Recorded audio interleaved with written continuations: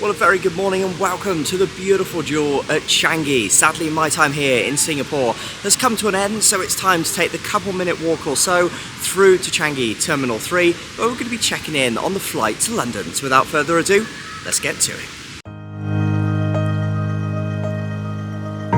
Singapore has long been my favourite country in the world, everything from Singapore slings through to beautiful hotels, and who could forget the Jewel at Changi. It's just a short walk from the main terminal, so if you are stopping off in Singapore and get a few hours to hop on out, it's a really good thing to do, only 2 or 3 minutes across that aerial walkway. Next up, we'll get ourselves checked in. We're of course flying premium economy stay through to London. It's going to be a really long flight, around 14 hours in total, so the ultimate test, one might say. Things were off, however, to a really strong start. Check-in, an absolute breeze. Took 30 seconds at max, and it wasn't then long before we were heading through to what is probably the world's best airside space. Changi International Airport has always been a facility absolutely dripping in awards, from free city tours, free movies, butterfly gardens, and even swimming pools as part of airside transit hotels. It really does have everything. On this occasion, I was able to check out the butterfly garden. It was a really cool little experience. The main terminal is most likely where you're going to be spending the majority of your time pre-departure in premium economy, as sadly lounge access isn't included. With thanks to status, however, I was able to jump on into one of their lounges, get a quick shower, before then heading onto the aircraft.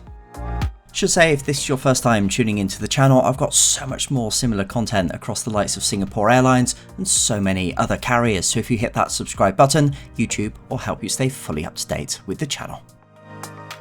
Alrighty, so that's us aboard with Singapore Airlines. Wonderful welcome as ever, and really quite an interesting cabin. Over the next couple of minutes or so, we'll check it out together.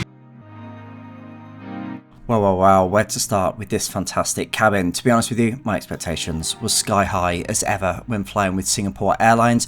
I thought the look and feel of the cabin, jumping straight on, was really very good indeed. I liked how it was all put together. There's a huge amount of legroom, as you fully expect in premium economy. Let's get a little bit more into some of the features. A decent amount of storage, but you have to be a little bit careful with that one. It does eat into your knee room a little bit.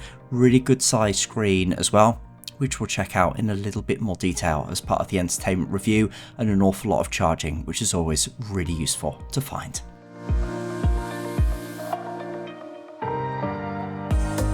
There was a multi-adjustable headrest, which was really very comfortable indeed. We'll check that out in a little bit more detail as we get the seat down into its reclined position in the air. As for those seat controls, they're all within easy reach, and it was good to see this seat also came with a calf rest. As for the recline feature, this is as good a time as any to do that, so I'll get the seat now way back into its recline mode. You can see exactly how that looks. I would say being in the bulkhead rear of the cabin made it so much easier for reclining without then having to worry about those behind you. For me personally filming, my goodness, it makes it an awful lot easier.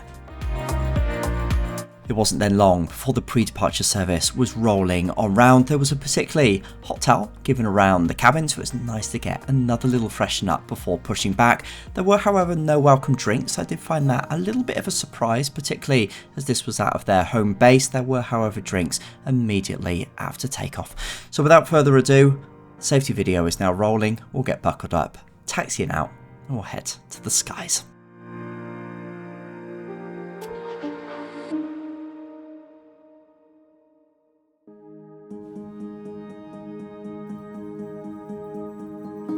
As we head to those beautiful Southeast Asian skies, we'll get started with the service on this flight. It is just after lunchtime, so a good time to get stuck into the menus.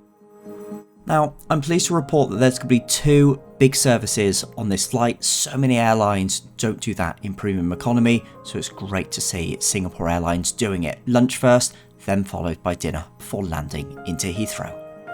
I was a little bit confused to see them listing some of the food options on the return flight. I didn't know whether perhaps it was going to be possible for passengers to choose across the different menus. The wine selection was really good. I opted for a glass of champagne to get started. Great to see this in premium economy, so let's see how this goes down. You may have noticed there the lack of proper glassware. It was, however, good to have a slightly better shaped plastic cup, so half marks to Singapore Airlines on that front. However, the champagne was really very good. For my main course for lunch, I'd opted for the Thai beef massaman curry, and my goodness, did the presentation of frankly everything look ever so good. The catering is an aspect that Singapore Airlines so often excel in, whether it's the economy cabin, the business cabin. All of the reviews also available on this channel, so I was keen to see how they do in premium economy, but everything was off to such a good start, not just the presentation, but the taste, fantastic across the board. In premium economy, it was the Aussie wine selection. I'm a big fan of Australian wines. I got started with the Shiraz, and this, I have to say, was decent, albeit out of a plastic cup. Now, talking about bad presentation in the previous scene, how good does this presentation look? This was the Thai beef massaman curry. Every single forkful of this was better than the last. I have to say, this was a damn sight better than some of the business class catering that I've featured in recent times on the channel. It was fantastic. And beyond those classy little touches on the cutlery front, who can forget the sweet treat at the end? And that rounded off what was a fantastic lunchtime meal selection with Singapore Airlines. I frankly, at this stage, couldn't wait to get through to the dinner. With an awful lot of time to fill before our arrival into London, next up, we'll take a quick look at creature comforts on board. First up, there was a calf rest. This is such an important aspect of overall seat comfort, I believe, in premium economy. This was then twinned with a large fluffy pillow and also a blanket, everything then combined together for such a comfortable sleeping position. Next up, let's talk all things on board entertainment. It was off to a strong start with this pair of headphones. These are very much in line with so many other similar headphones that I've encountered in business class cabins around the world. They were then paired with this sizable, crisp, modern seatback entertainment screen, packed full of a really good selection of various different movies, TV shows, etc. 10 out of 10 to Singapore Airlines, frankly, on the entertainment front. It was then capped off with live TV and free Wi-Fi. For me personally, they can do no better.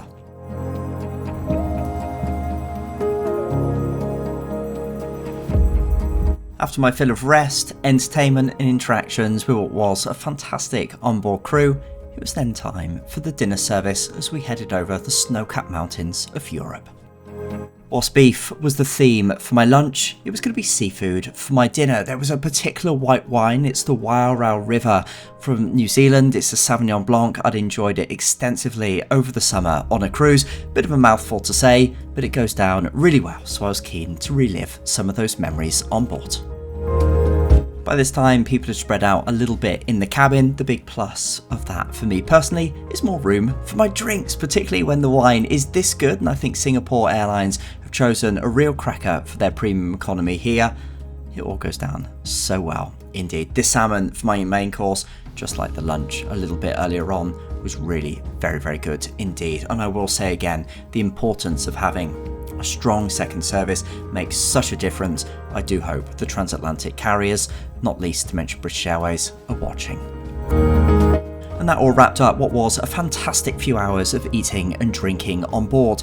Little frame here for those of you concerned getting in and out of the seats. Here you can see that aisle seat is fully reclined. You can then imagine what would be the impact of getting in and out of the seat and make your own judgment for yourself. Overall, a phenomenal experience as fully expected with Singapore Airlines. The crew and the food and drinks made it ever so special. No amenity kits and also no welcome drinks, a couple of little areas for them to improve, but to be honest with you, I really am nitpicking. Singapore Airlines are in a league of their own.